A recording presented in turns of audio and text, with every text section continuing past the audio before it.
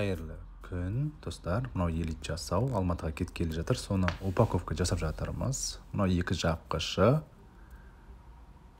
Бұны әдемілеп бүктейміз. Мінекей, бұл турецкий үйлерден тігіледі. Тігісі бәрі өте керемет. Мынау екі тартпасы, тоже астарда хб, ішінде мақта. Бұл да құрақтан тігіледі. Бұны да сап қоямыз. Мынау екі бантигі подаркаға жүреді. Ішіне бүктеп, жасаудың ішіне сап қоямыз.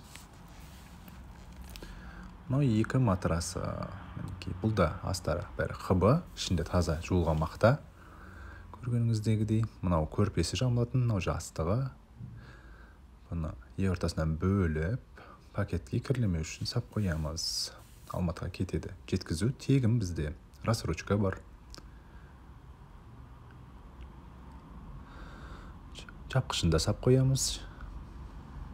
Мынау тюль, жаздық тюль. Бұл да тегін беріледі. Сыйлыққа екеу болады.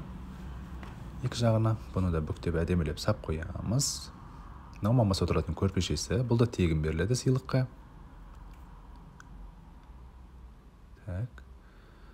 Түбектер сыйлық алып беріп атқан түбек, шүмек. Олға қызға да береміз. Ортопедский жастық мынау. Бас жалпайып қалмау үшін, түбектің күленкасы, матрастарыңыз кірлі қалмау үшін. Мынау үкі тегін беріледі тоже. Олға шүмек, қызға шүмек, түбек. Бұны да сап қоямыз. Ештеңе ұмытпаған сияқтымыз вроде. Байлаймыз. Әдемілеп тұрып, мықтылап. Үстінен мүлдем шаңды ештеңе кірмейтіндей қылып, тағы да үстінен пакет сап қоямыз. Таза болып баруы шарт бізге. Алматы қаласына жеткізіп береміз үйге дейін. Так.